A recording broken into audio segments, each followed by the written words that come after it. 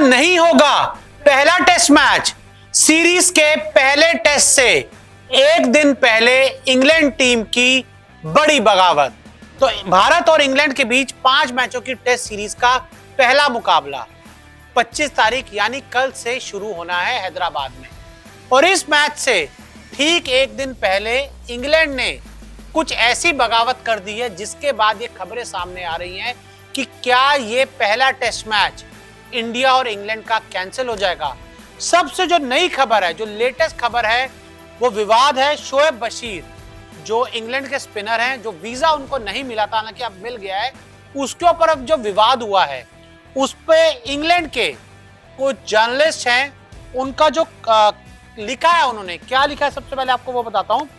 एक है Oliver brown है, इन्होंने लिखा है England should refuse to play in first test after India's shameless Shoaib Bashir stunt. यानी कि ये कह रहे हैं कि इंग्लैंड को पहले टेस्ट मैच में खेलने से मना कर देना चाहिए। भारत ने जो शर्मनाक हरकत की है शोएब बशीर वाले मामले को लेकर, तो जिस वजह से इंग्लैंड को नहीं खेलना चाहिए।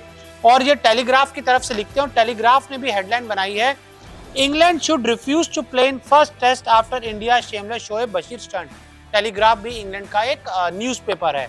और साथ ही किट हैरिस हैं, ये भी एक राइटर हैं इंग्लैंड के, इन्होंने लिखा है we all know the BJP are going to grant Bashir a visa, the delay is just a show of power, if they didn't let him in it would be the De Oliveira affair all over again. A 20-year-old England cricketer from Surrey is not a terrorist. No intelligent person could think otherwise. साथ में बड़ा बनाया है How dare you, यानी कि India को डरा रहे हैं, धमका रहे हैं, चेता रहे हैं कि आप ये ऐसा कैसे कर सकते हैं। तो ये इंग्लैंड के कुछ जर्नलिस्ट हैं, इन्होंने काफी सारा विवाद इस पूरे मामले को लेकर खड़ा कर दिया है।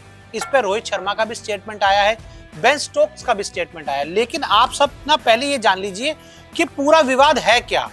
ये बशीर वाले मामले पे जो वीजा मिला नहीं मिला उसकी पूरी कहानी क्या है, मैं पहले आपको वो बताता हूँ।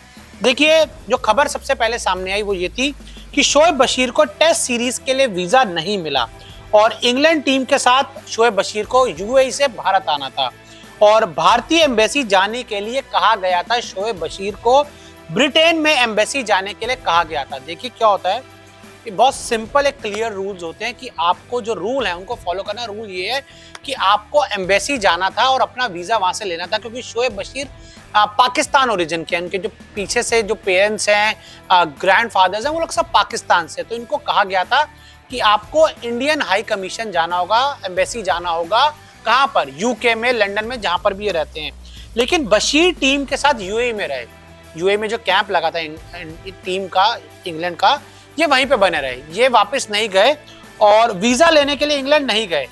वीजा नहीं मिला तो फिर इंग्लैंड लौटे, यानी कि जब इनको पहले कहा वीजा लेने चले जाओ, नहीं गए, और फिर जब इनकी टीम इंडिया आ गई, ये वीजा की वजह से नहीं आ पाए, तो उसके बाद ये भाई साहब वापस गए अपना वीजा लेने के लिए, स्टैंप लगवाने के लिए।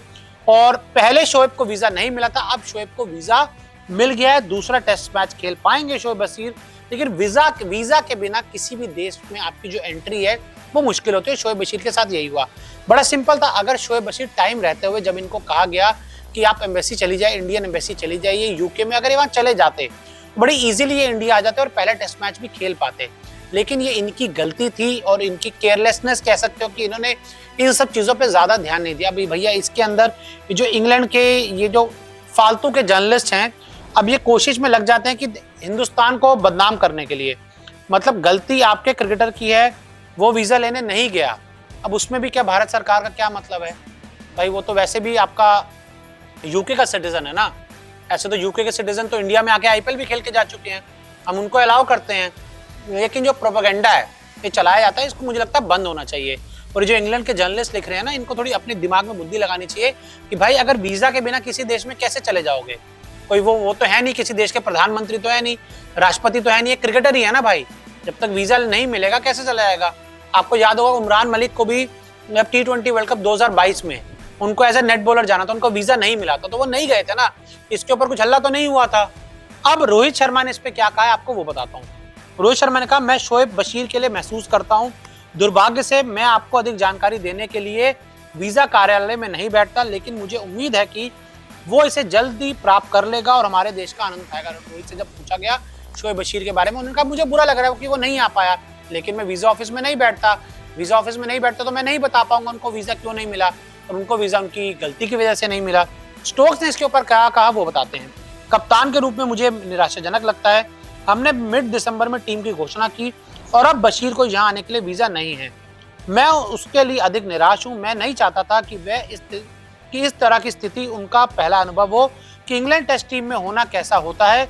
मैं उसके लिए महसूस करता हूँ। यानी कि ये भी कह रहे हैं कि इन्होंने इंडिया के ऊपर इस तरह का कोई स्टेटमेंट नहीं दिया जो इनके जर्नलिस्ट दे रहे हैं। तो हालांकि अगर इंग्लैंड अभी भी चाहे, अगर उनको टेस्ट मैच नहीं खेलना तो नहीं खेल सकते हैं, उसमें हमें कोई प्रॉब्लम नहीं है। लेकिन किसी भी देश के जो रूल हैं उसको आपको फॉलो करना होगा। अगर इंडियन प्लेयर के पास कोई वीज़ा नहीं होगा, चाहे अमेरिका की बात करें, इंग्लैंड की बात करें, ऑस्ट्रेलिया की बात करें, तो भैया फिर जाके खेल नहीं सकते ना आप, और आप देश में भी नहीं जा सकते हो। तो ऐसे में इस मामले को इतना तूल देने की जरूरत नहीं है। अब ये पाकिस्तानी ओरिजिन का क्रिकेटर है तो इसलिए कुछ लोग ज़्यादा इसको विवाद देने की कोशिश कर रहे हैं, ये दिखाने की कोशिश कर रहे हैं कि इंडिया में पाकिस्तानियों को वीज़ा नहीं मिलता। हाँ भाई, अगर पाकिस्तानियों को वीज़ा नहीं मिलता तो नहीं देते हम वीज़ा, कि उनकी हरकतें क्या है पूरी दुनिया जानती है। लेकिन शोएब बशीर वाले मामले के ऊपर शोएब बशीर की गलती थी। अगर तय समय रहते हुए इंडियन एम्बेसी चले जाते, उनको वीज़ा मिल जाता, और अब जैसे उनको वीज़ा मिल गया है और दूसरा टेस्ट मैच खेलने के लिए वो अवेलेबल रहेंगे। और ऐसे जो जर्नलिस्ट हैं, मुझे लगता है इनको अपनी थोड़ी बुद्धि लगानी चाहिए और इंडिया के खिलाफ जो एजेंडा चलाते हैं इनको बंद करना चाहिए।